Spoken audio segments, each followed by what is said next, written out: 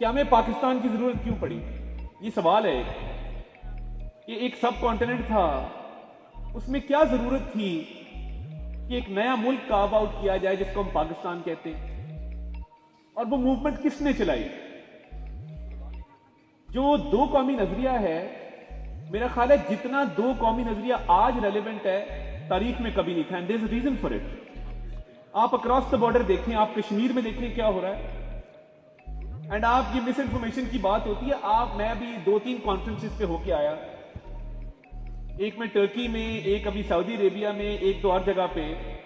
तो मैंने वहां पे कहा, और प्राइम मिनिस्टर भी इसकी बात करते हैं कि क्या वजह है कि जब हम गजा का नाम लेते हैं, फलस्तीन में जो मजालिम ढाए जा रहे हैं उनका नाम लेते हैं, या कश्मीर के बहादुर जवान बुरहान वानी का नाम लेते हैं, तो सोशल मीडिया के ऊपर एक सन्नाटा छा जाता है। क्या वजह है कि आपके जो एआई बेस्ड एल्गोरिदम्स हैं या जो नई टेक्नोलॉजी का सिस्टम है, उसके तहत लाइक्स भी कम हो जाते हैं, विजिबिलिटी भी कम हो जाती है, आउटरीच भी कम हो जाती है। क्या जो दुनिया के अंदर इस वक्त आर्टिफिशियल इंटेलिजेंस बेस्ड सिस्टम्स हैं या एल्गोरिदम्स हैं, क्या वो फेयर और जस्ट हैं? जवाब है कि नहीं है। इसकी वजह क्या है? Miss information, disinformation, negativity, toxicity, ये अपनी जगह ठीक, मगर किसी ने इस बात का नोटिस लिया है कि आप कश्मीर और फलस्तीन की बात करें, आप बुरहान वानी की बात करें, आप दुनिया में जहां जहां मजालिम हो रहे हैं, आप वहां की बात करें तो एल्गोरिदम उसको ब्लॉकआउट कर देता है चीजों को। तो कहने का मकसद यह है कि दो कौमी नजरिया आज रेलेवेंट इसलिए है कि अक्रॉस द बॉर्डर जो माइनॉरिटीज के साथ हो रहा है, अक्रॉस द बॉर्डर जो एक फिलॉसफी है, जो एक आइडियोलॉजी है, हम जो कुछ है पाकिस्तान की वजह से, हमारी सियासत, हमारी जिंदगी, हमारी आजाद फिजाओं में सांस लेना। मैं अक्सर कहता हूं कि ये पाकिस्तान है तो ये सियासत है, ये पाकिस्तान है तो ये सारे सिलसिले हैं। आप सिर्फ अक्रॉस द बॉर्डर एक नजर दौड़ा के देखें कि वहां पे क्या हालात हैं मुसलमानों के, क्यों जरूरत पड़ी थी इस मुल्क की। और देखिए जो यूथ ने रोल प्ले किया, I can tell you for a fact, my grandfather was born in 1929, 1929 की पैदाइश थी उनकी। वो एफए में थे तो पढ़ाई छोड़ के उन्होंने मुस्लिम स्टूडेंट फेडरेशन ज्वाइन की। उस जमाने में स्टूडेंट्स की दो मूवमेंट चल रही थी। एक वो स्टूडेंट्स थे जो तहरीके पाकिस्तान में पेश थे कायद आजम के साथ इस मुल्क को हासिल करने के लिए। फिर एक वॉलंटियर्स थे जो रेफ्यूजी कैंप्स में अपनी सर्विसेज दे रहे थे, जो मुहाजिरीन की खिदमत कर रहे थे कि जो लोग अपने प्यारों को पीछे छोड़ के, जो लोग शहीद हो गए, लाखों लोग शहीद हुए पाकिस्तान को बनाते हुए। इस मुल्क की फाउंडेशंस में शहीदों का खून शामिल है। लोगों के सामने उनकी माओ बेटियों की इज्जतें लूटी गई, उनके जवान बेटों को कत्ल किया गया। और वो जब बॉर्डर क्रॉस करके यहां पे आए तो रेफ्यूजी कैंप्स के अंदर उस वक्त तो सिस्टम नहीं था कि किसी की थेरेपी की जाए, किसी को मेंटल स्ट्रेस से आजाद किया जाए, किसी का साइको एनालिसिस किया जाए कि ये इतना ट्रॉमा से गुजर के आया है तो इसको साइकोलॉजिकल किसी एनालिस्ट की जरूरत है, किसी एक्सपर्ट की जरूरत है कि इनको उस ट्रॉमा में से बाहर निकाला जाए। तो क्या किया कि यंग स्टूडेंट्स ने, जो मुस्लिम स्टूडेंट फेडरेशन में शामिल थे, उन्होंने अपनी सर्विसेज दी ताकि वो उन रेफ्यूजीज की खिदमत कर सकें उस वक्त। तो पाकिस्तान बनाने में तरीके पाकिस्तान में भी नौजवानों का हाथ था, और पोस्ट मैनेजमेंट जो थी पाकिस्तान बनने के बाद उसमें भी नौजवानों का हाथ था। तो मैं ये समझता हूं कि ये इस मुल्क की एक तारीख है यूथ को लेके, इसको कभी भूलना नहीं चाहिए। And we have a very very glorified past, एक ग्लोरियस पास्ट है जिसको याद रखना चाहिए। अब फ्यूचर की बात कर लें। अब मैं जहां पास्ट की बात करता हूं, दो कौमी नजरिए की बात करता हूं और नौजवानों के किरदार की बात करता हूं कि उन्होंने अपना किरदार अदा किया पाकिस्तान को बनाने में, वहां पे अब जो चैलेंज दरपेश है कि 60% population is under the age of 30, और यही फ्यूचर है पाकिस्तान का। और मैं ये जो फिनोमेना ना ब्रेन ड्रेन का, मैं तो इसको भी नहीं समझता बुरा। इतने लोग मुल्क छोड़ गए। आपको पता है इस दफा जो रेमिटेंसेज आई हैं पाकिस्तान में इस फाइनेंशियल ईयर के पहले क्वार्टर के अंदर $7 बिलियन, वो रेमिटेंसेज कौन भेज रहा है? वो कहां से आ रही है? आपके फॉरेन एक्सचेंज रिजर्व में जो इजाफा हो रहा है वो कौन कर रहा है? जो नौजवान बाहर अच्छा ज़र मुबादला कमा के भेज रहे हैं ये वो लोग हैं। तो ये जो फ्यूचर का चैलेंज है, जिसमें मैं कहता हूं कि 60% पॉपुलेशन आपकी यूथ पे बेस्ड है, फ्यूचर इनका है, फ्यूचर और किसी का नहीं है। और ये बात एडमिट करनी चाहिए कि तमाम पॉलिटिकल पार्टीज ने, मेरी अपनी हो, मेरे मुखालिफ की हो, कोई और हो, यूथ के साथ उस तरह जस्टिस नहीं किया जिस तरह होना चाहिए था। क्योंकि देखिए, जब तक एक पॉलिसी मेकिंग लेवल की सीट पे बैठ के मैं गलती का, नाकामी का एतराफ नहीं करूंगा तो इस्लाह की गुंजाइश नहीं होती।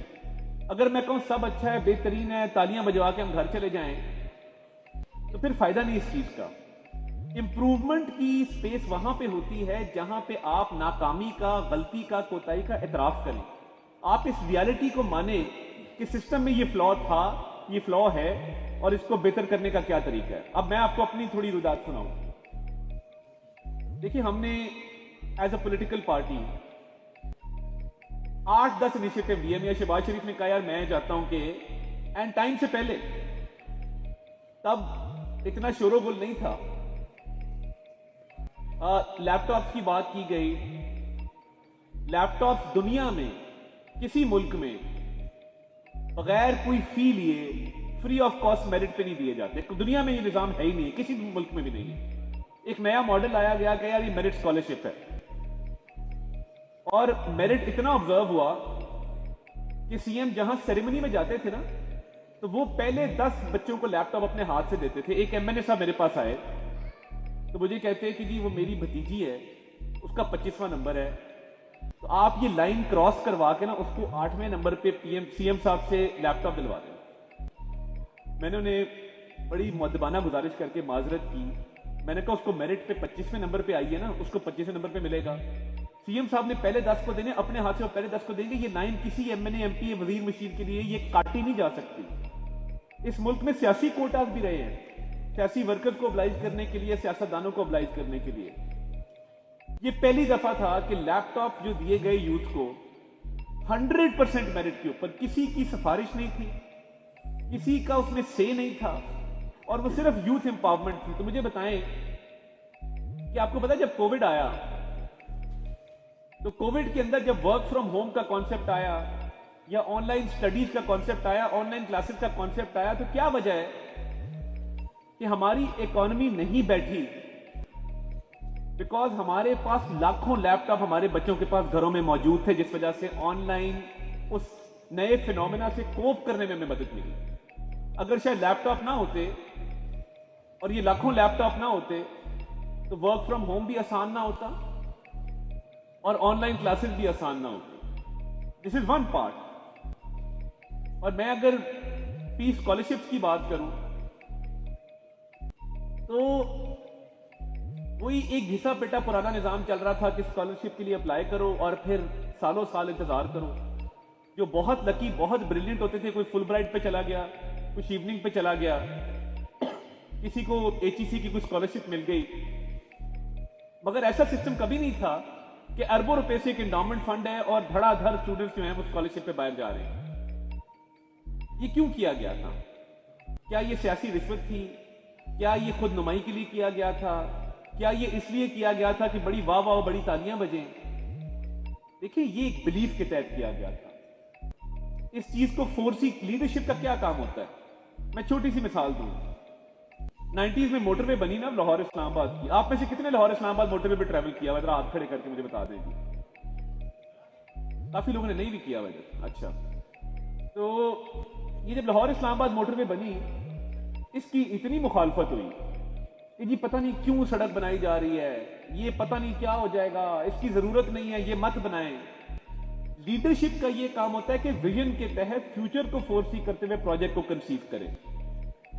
आज अगर मोटरवे ना होती, for one second just imagine there is no motorway, and आज आपको कॉल आती है, कल आपका जॉब इंटरव्यू, आपने इस्लामाबाद जाना है, या आपने किसी यूनिवर्सिटी में एडमिशन के लिए, नस्ट में, कायद-ए-आज़म यूनिवर्सिटी में एडमिशन के लिए इस्लामाबाद जाना है।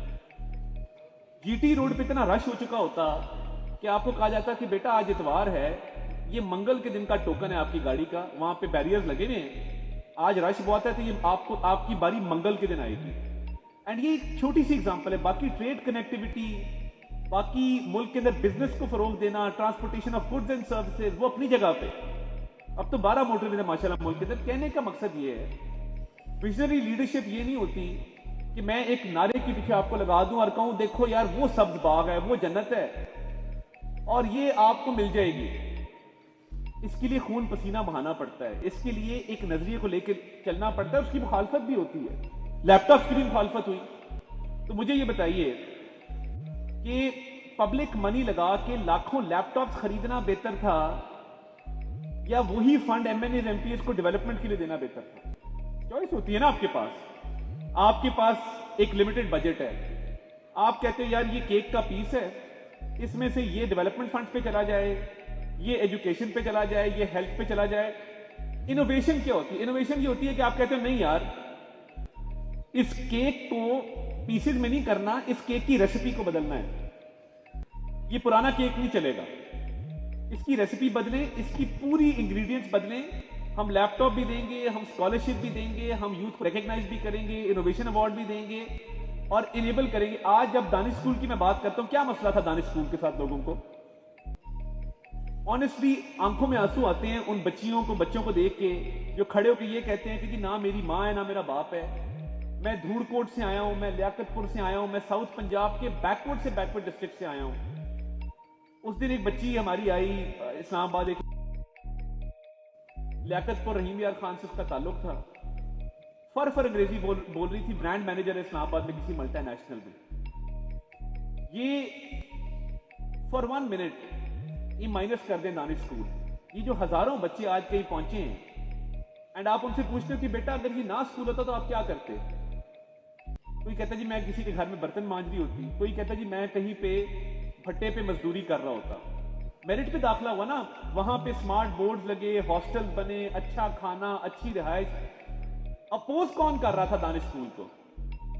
अपोज कर रहे थे एचएसएन में जाने वाले अरबपति लोग कि जी ये नहीं बनने चाहिए, अशराफिया इस मुल्क की।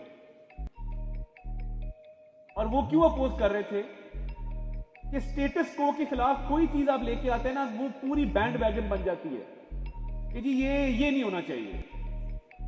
हमें एग्जिस्टिंग स्कूल कबूल हैं जिनमें ना पढ़ाई हो रही है, ना वहां पे मेरिट है, ना कोई और मामला है। हमें वो अरबोपतियों के बच्चे मंजूर हैं जो एचएसएन कॉलेज, जिसको चीफ्स कॉलेज कहा जाता था क्योंकि ट्राइबल चीफ्स के बच्चे वहां पढ़ते थे, वो कबूल है। मगर हमें ये कबूल नहीं है कि हम गरीबों के लिए और डिजर्विंग लोगों के लिए इस मुल्क में कोई इदारा बना दें। ये एक माइंडसेट बन गया हुआ है। और क्या होता है, सियासी लीडर खड़ा होता है, वो कहता है ये प्रोजेक्ट बुरा है। मैं अक्सर कहता हूं यार प्रोजेक्ट को बुरा ना कहो, मेरी जात पे तनकीद कर लो, मुझे बुरा कह लो, मेरी लीडरशिप को बुरा कह लो, डेमोक्रेसी है ना, मेरी लीडरशिप को बुरा कहो, मुझे बुरा कहो, सियासतदानों को बुरा कहो। मगर ये जो एक तनकीद शुरू हो जाती है ना, जंगला बस, अब जंगला बस का बड़ा चर्चा किया गया इस मुल्क के अंदर। आपको S600 मर्सिडीज कबूल है, आपको लैंड क्रूजर कबूल है, मगर आपको वो बस कबूल नहीं है जो एक फ्री कॉरिडोर में लेके जाती है एक नर्स को, एक डॉक्टर को, एक स्टूडेंट को, एक इंजीनियर को, और नाम दे दिया जी पूरी कौम उसके पीछे लगी जंगला। फिर खुद बनानी पड़ी पेशावर के अंदर, इधर कॉपी करके इसका डिजाइन। क्यों बनाई? क्योंकि उसकी जरूरत थी, वो एक अच्छा प्रोजेक्ट था।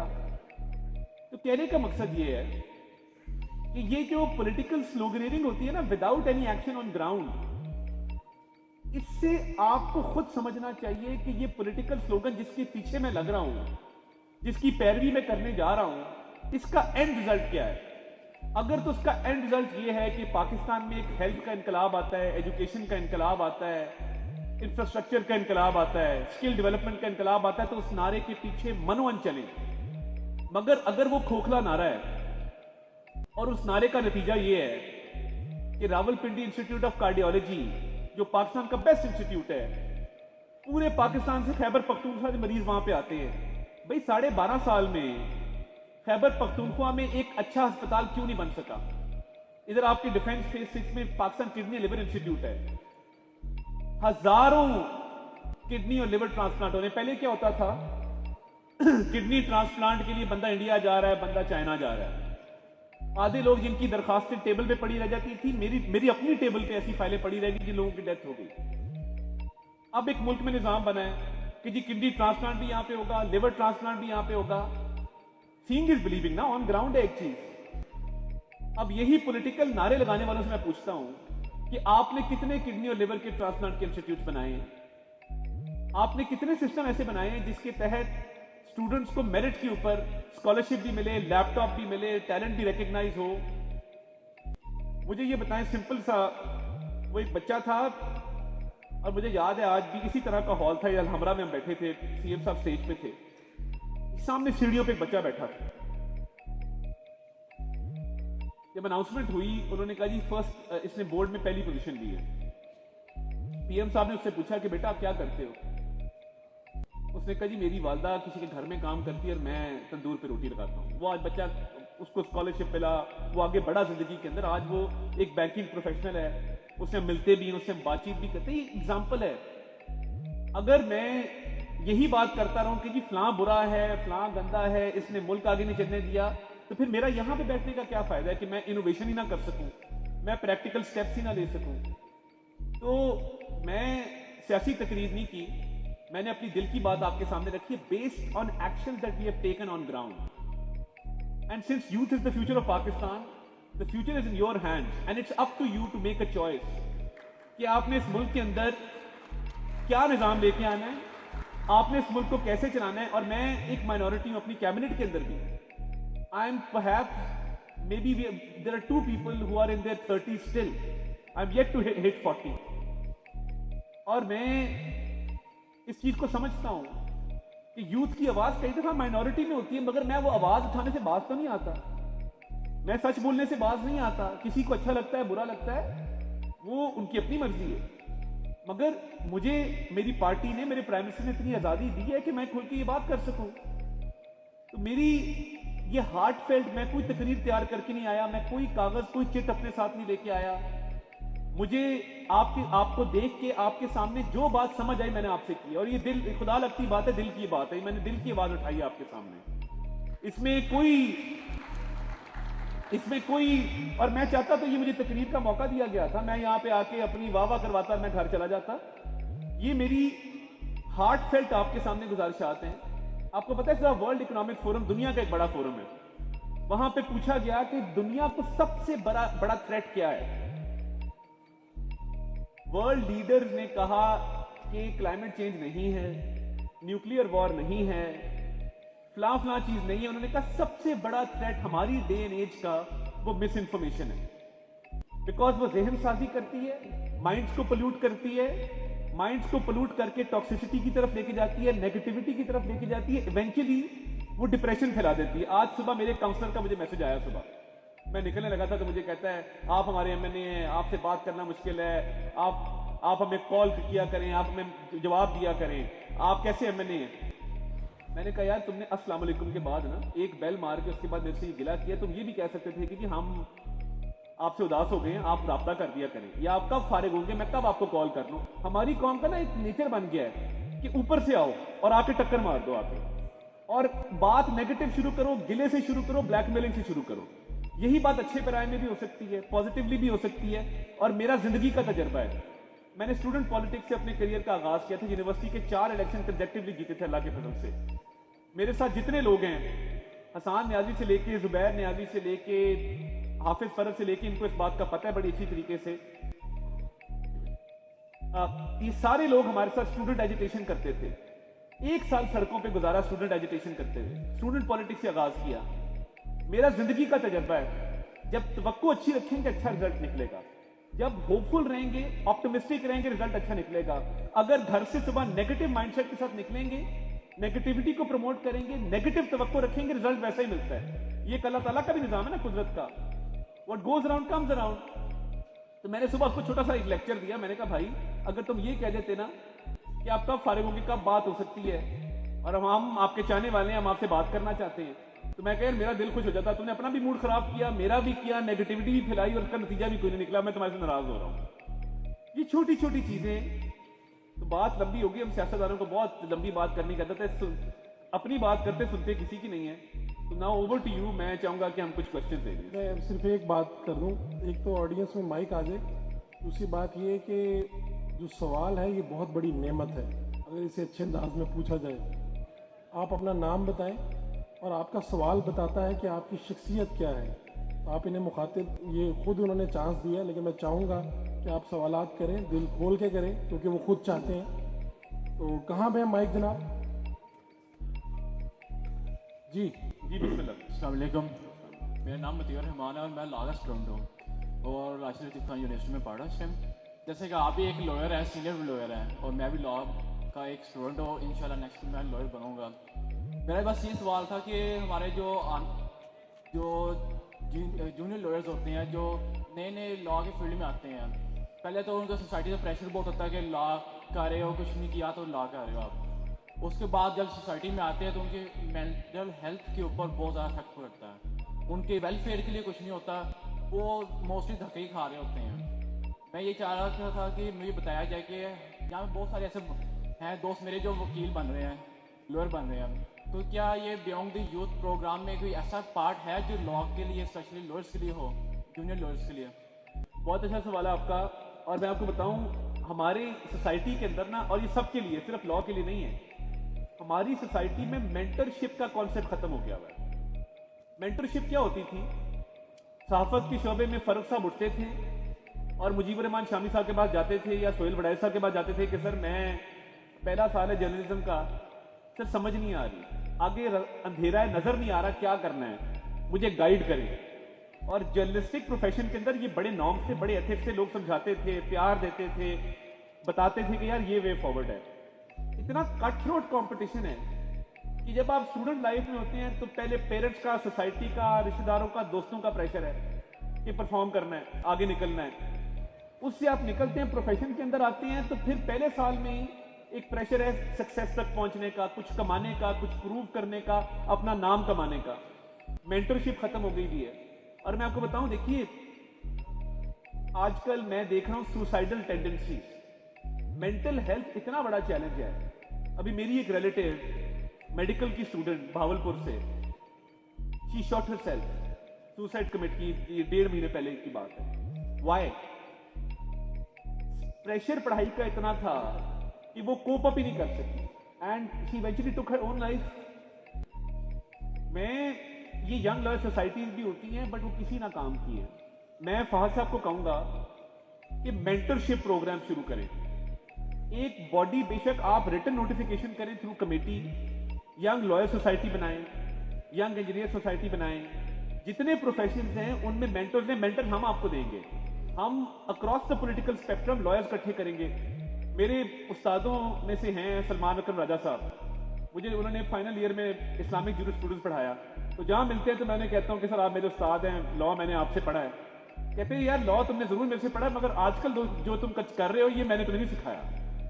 तो मैं चाहूंगा कि अक्रॉस द पॉलिटिकल स्पेक्ट्रम हम मेंटरशिप प्रोग्राम शुरू करें और उसमें गाइडेंस के लिए, काउंसलिंग के लिए, इवन मेंटल हेल्थ इश्यूज के लिए हम एक्सपर्ट्स रखें। ये मेरी आपसे गुजारिश है कि इसको नोटिफाई कर दें, हम मुझे मेंबर रख लें और क्रॉस द पॉलिटिकल डिवाइड लोगों को मेंबर रखें। ये बड़ा अच्छा सवाल है और ये आपके सवाल से भला ये होगा कि हम बाकी प्रोफेशंस के लिए भी ये कमेटी नोटिफाई कर देंगे और कई इसका बेशक व्हाट्सएप ग्रुप भी बना लें ताकि किसी को कोई प्रॉब्लम है वो फौरी तौर पे हल हो। इसको करते हैं और मैं बार में भी बात करूंगा कि यंग लॉयर्स के लिए कोई ना कोई ऐसा प्रोग्राम होना चाहिए जिसमें वो अपनी ये इश्यूज को रिजॉल्व कर सके। थैंक यू जी।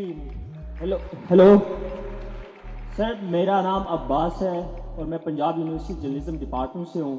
तो आपने जो गुफ्तगू की उसके लिए मेरा पहले एक शेर है, जो लोग खा के वतन बेच के खा जाते हैं, अपने ही कत्ल का करते हैं तमाशा कैसे।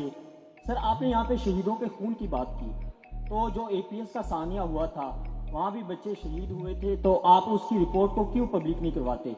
उसके बाद APS का सानिया।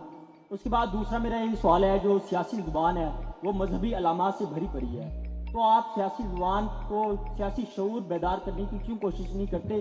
क्यों मजहबी जुनूनियत को उजागर करने की कोशिश करते हैं? Thank you. आपके शेर का पहले जवाब दूंगा कि सरे मिंबर वो ख्वाबों के महल तामीर करते हैं, इलाजे गम नहीं करते फकत तकरीर करते हैं।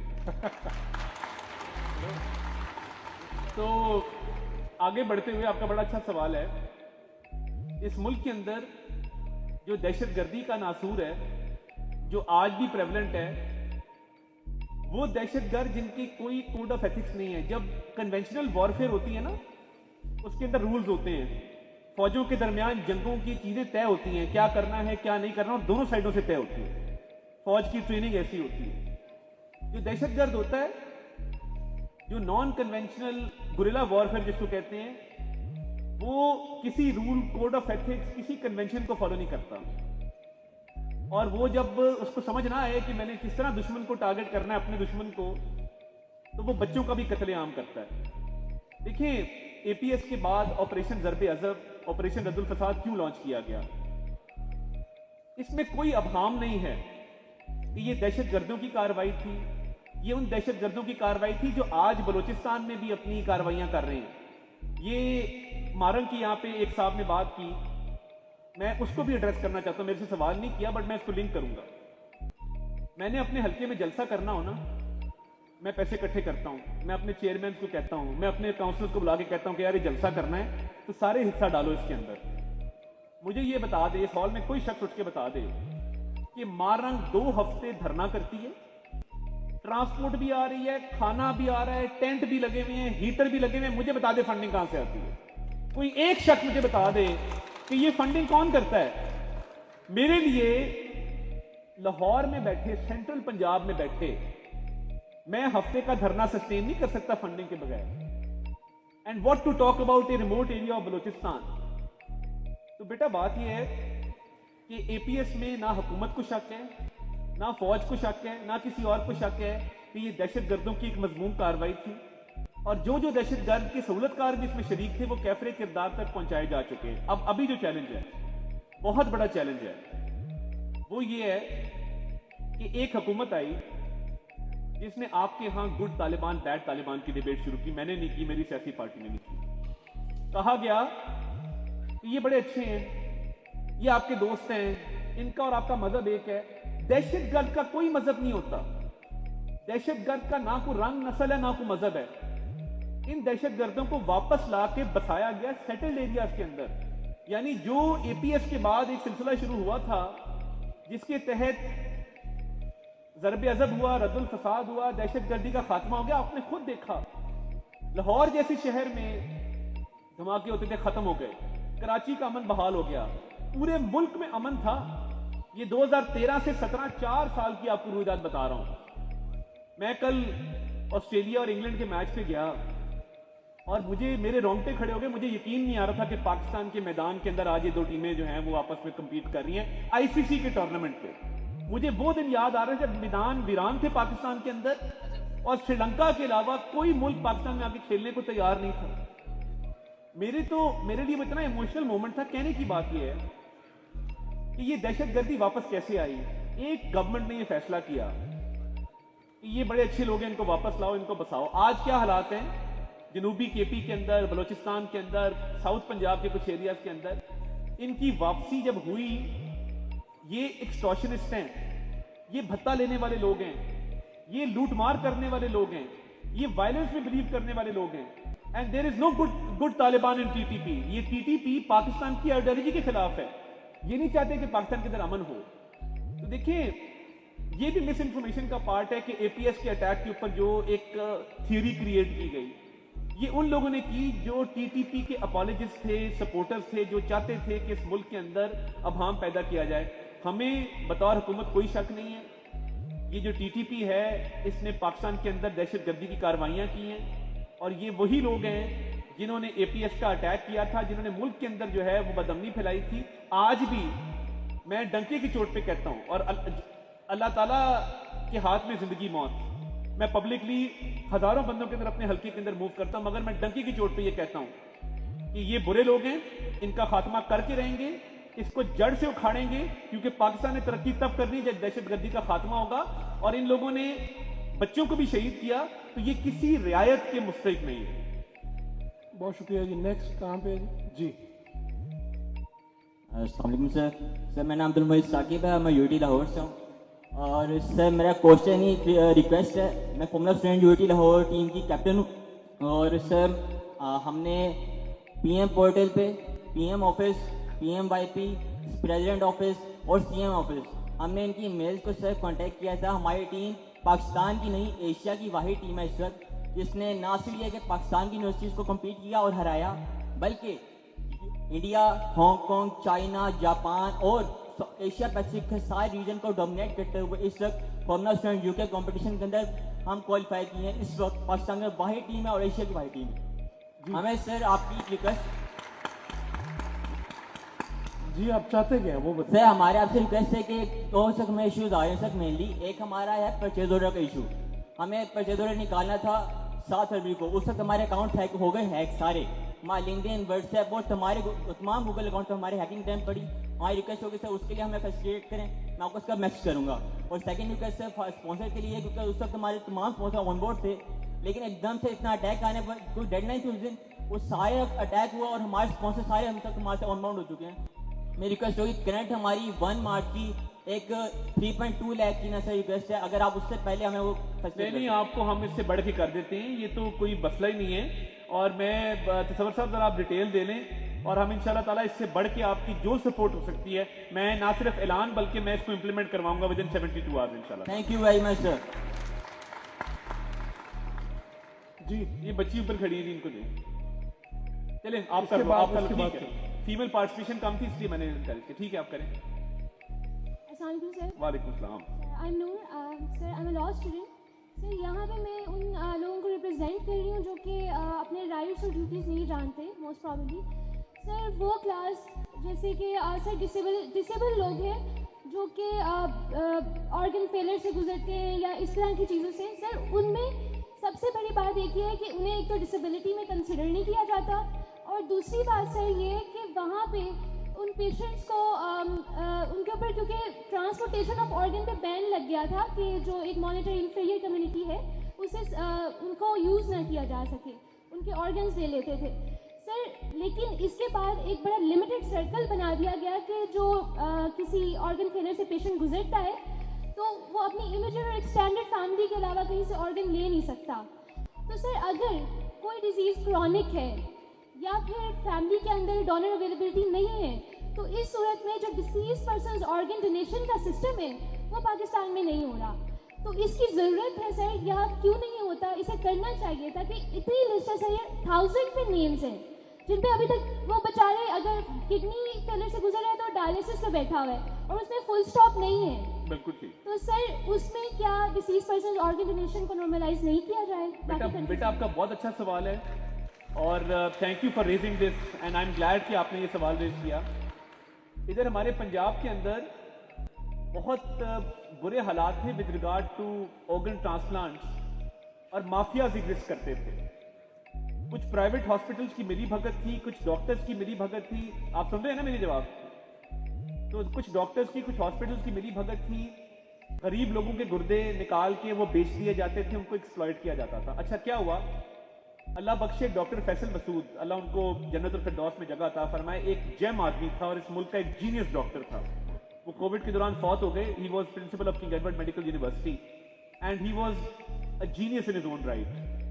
वो आए शहबाज शरीफ साहब के पास, उन्होंने कहा सर समझ नहीं आ रही, हमें ये ह्यूमन ऑर्गन ट्रांसप्लांट के हवाले से ना कुछ करना चाहिए। एंड द डूअर शहबाज साहब है, उन्होंने कहा यार फौरी तौर पे लेजिस्लेशन करें। So we came up with HOTA, human organ transplant authority. HOTA जो है वो इस वक्त फुली फंक्शनल है। अभी पिछले हफ्ते भी मैंने किसी ने मुझे कहा था तो हमने केस रेफर किया वहाँ पे और वो किडनी ट्रांसप्लांट सक्सेसफुली हुआ PKLI के अंदर।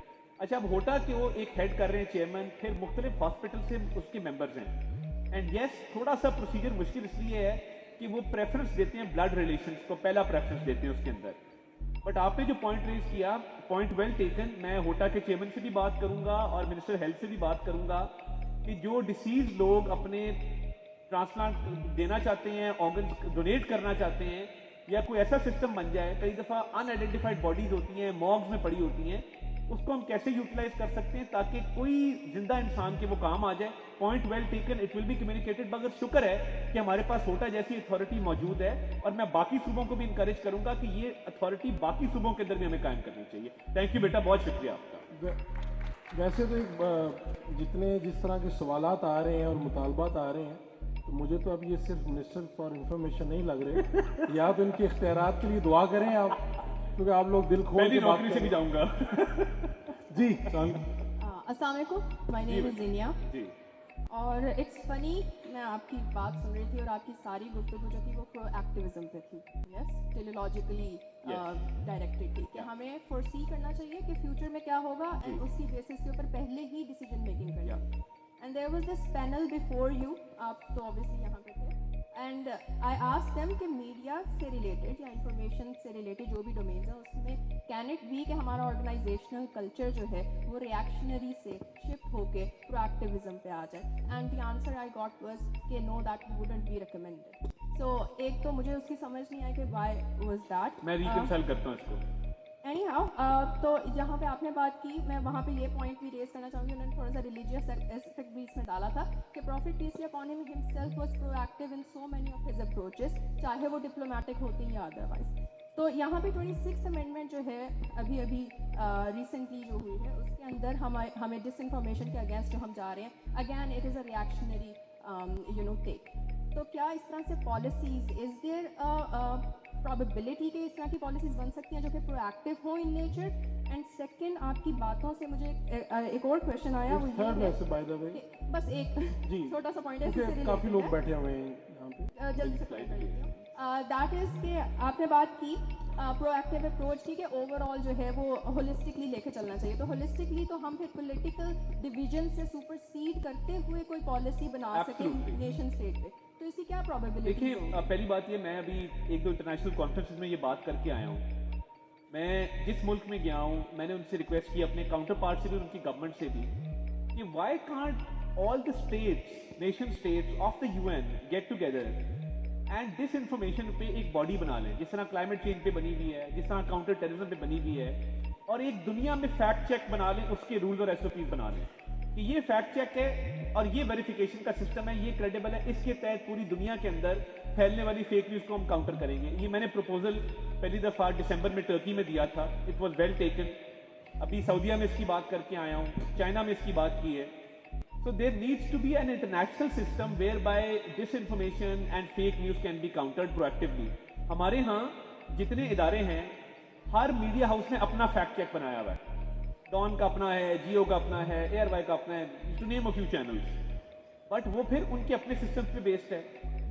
हम यहाँ पे ये जरूर कर सकते हैं कि जर्नलिस्ट की एक बॉडी बना दें from across the media houses, कि जर्नलिस्ट उसके मेंबर्स हों, हुकूमत से एक दो लोग ले लें, प्राइवेट सेक्टर से टेक्निकल एक्सपर्ट्स ले लें, और वो एक अबव पार एक फेक न्यूज़ को काउंटर करने का एक वो बन सकता है। उस पर मैं काम कर रहा हूँ।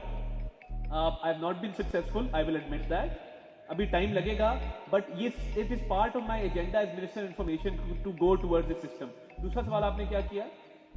अगर मुझे इजाज़त दें मेज़बान होने के नाते, मैं सिर्फ आखिरी सवाल कहीं और से ले लूँ, क्योंकि इन्होंने आखिरी बस दे रहे, इसके बाद वो दूसरा वाला मैं एड्रेस करना चाहता था कि अच्छा हाँ, 26th amendment। आपने 26th अमेंडमेंट के हवाले से कहा कि उसमें देखिए 26th अमेंडमेंट के हवाले से मैं एक बात आपको बताना चाहता हूँ कि वो प्रोएक्टिव क्यों थी। कई दफा ना कैमरे के सामने हम और बात करते हैं, बंद कमरों में हम और बात करते हैं। हम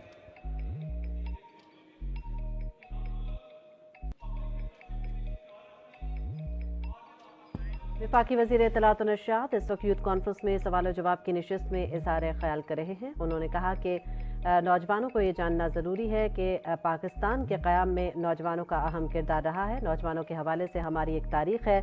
आज़ाद वतन के लिए लाखों अफराद ने बहुत से मसाइब बर्दाश्त किए। उन्होंने इंटरैक्टिव सेशन में मज़ीद कहा कि पहली बार मुल्क में नौजवानों को 100% मेरिट पर लैपटॉप्स तकसीम किए गए। लैपटॉप की तकसीम ने वर्क फ्रॉम होम और ऑनलाइन तालीम को आसान बनाया। होनहार तालिब इल्मों को आला तालीम के लिए अरबों रुपए के वज़ाइफ भी दिए जा रहे हैं। एक सवाल के जवाब में उन्होंने कहा कि ट्रांसपोर्ट के शोबे में मेट्रो बस मंसूबे को जंगला बस कहा गया, लेकिन तनकीद बराए तनकीद की पॉलिसी के तहत मंसूबों पर नुक्ताचीनी नहीं होनी चाहिए। 12.5 साल में खैबर पख्तूनख्वा में दिल के अमराज के लिए कोई अच्छा अस्पताल क्यों नहीं बन सका? सियासी नारेबाजी करने वाले अपनी कारकर्दगी बताएं। इस वक्त वफाकी वज़ीर इत्तलात और नशरियात अताउल्लाह तारड़ यूथ कॉन्फ्रेंस में मौजूद हैं और सवाल और जवाब की नशिस्त में इज़हार ख्याल कर रहे हैं। उन्होंने कहा कि दो कौमी नज़रिया एक हकीकत है। सरहद पार अक़लियतों के साथ इम्तियाजी सलूक से सब आगाह है। नौजवानों को ये जानना ज़रूरी है कि पाकिस्तान का क़याम क्यों ज़रूरी था। इस मुल्क की बुनियादों में लाखों लोगों का खून शामिल है।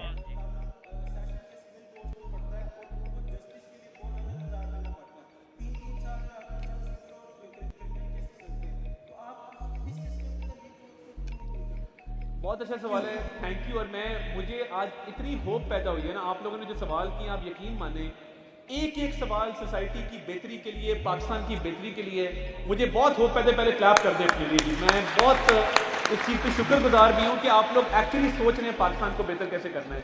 अच्छा, लोकल गवर्नमेंट का सुन लें। लोकल गवर्नमेंट के बगैर ये मुल्क चल नहीं सकता। Society can not move forward, तरक्की नहीं हो सकती, कुछ नहीं हो सकता जब तक ग्रास रूट लेवल तक। मैं इलेक्शन लड़ा है ना, मेरे पास काउंसलर ना हो, लेडी काउंसलर ना हो, यूथ काउंसलर ना हो, किसान काउंसलर ना हो, मैं इलेक्शन लड़ ही नहीं सकता। मेरा पूरा एमएनए का इलेक्शन मेरे ग्रास रूट लेवल के लोकल बॉडीज के लोगों पे मुनसर था। अब मसला क्या है, हम आए 2008 में, हमने काफ लीग वाले लोकल गवर्नमेंट निज़ाम को यूं हाथ झाड़ के घर भेज दिया, गलत किया। पीटीआई आई 2018 में, उन्होंने आते ही हमारे लोकल गवर्नमेंट को यूं हाथ फेरे, उन्होंने कहा चलो निकलो यहाँ से, उन्होंने उसको निकाल दिया। वो सुप्रीम कोर्ट से बहाल होके आए, जब तक उनको बहाली का टाइम मिला, उनको रिस्टोर किया, टाइम खत्म हो चुका हुआ था। हमें तमाम पॉलिटिकल पार्टीज को ये तहैया करना होगा कि हम जब भी पावर में आएंगे, हम एग्जिस्टिंग वाली लोकल गवर्नमेंट के सिस्टम को नहीं छेड़ेंगे। There has to be a political consensus of all political parties. और जब तक सिक्योरिटी ऑफ टेन्योर नहीं होगा ना, लोकल गवर्नमेंट्स आगे नहीं चल सकती। एंड अभी जो बिल बन रहा है, देखिए हमारे पास बड़े अच्छे यंग लोग हैं। अहमद इकबाल साहब है नारोवाल से, he is leading that effort, he is a young very intelligent man। बाकी हमारी कई खवातीन हैं जो डायरेक्टली इलेक्ट होकर आई थी इसके अंदर। हमारी कमेटी बनी है, राना सिकंदर हैं हमारे एजुकेशन मिनिस्टर हैं, वो भी लोकल बॉडीज की पैदावार है। तो हम कोशिश कर रहे हैं कि एक ऐसा सिस्टम बने जिसमें सिक्योरिटी ऑफ टेन्योर भी हो और एम्पावरमेंट हो ग्रास रूट लेवल तक, और उसको आगे लेके जाएं। दूसरा जो स्टे ऑर्डर वाला है ना, हमने लॉयर्स ने अनफॉर्चुनेटली इसको अपनी रोजी रोटी बना लिया है कि हमारा क्लाइंट आता है, हम कहते हैं अच्छा यार चल तेरा केस अभी 4 साल खींच लांगे, तू सौ जा घर जा। ये ट्रेंड बन गया हुआ है कुछ लॉयर्स के अंदर। बट आई थिंक अच्छे लॉयर्स भी हैं जो इसको डिस्करेज करते हैं। जुडिशियल रिफॉर्म्स, ये जो 26th अमेंडमेंट आई है ना, this is the first step towards judicial reforms. जब तक कानून साजी ऐसी नहीं होगी जिसमें आप बाउंड करेंगे जज को कि जी इस दौरानिए के अंदर आपने ये फैसला देना है और डिले नहीं होगा, उसमें फिर लॉयर्स भी कोऑपरेट करेंगे। इसके लिए लेजिस्लेशन रिक्वायर्ड है और एक कल्चरल चेंज रिक्वायर्ड है। आपका बहुत बहुत शुक्रिया सबका। मैं आखिर में एक नसीहत आपको करना चाहता हूँ, और मैंने ये प्रैक्टिकली देखा है। आपके जो वालिदैन है ना, they are the keys to your success. अगर आपने जिंदगी में तहैया कर लिया कि वालिदैन अगर गलत बात भी कह रहे हैं तो बंदा सर नीचे कर ले, तो मैं आपको गारंटी करता हूँ कि सक्सेस आपके कदम चुमेगी आके, इसमें कोई मुझे डाउट नहीं। मैंने ओवर द जनरेशन इर्द गिर्द भी देखा है, अपनी फैमिली में भी देखा है।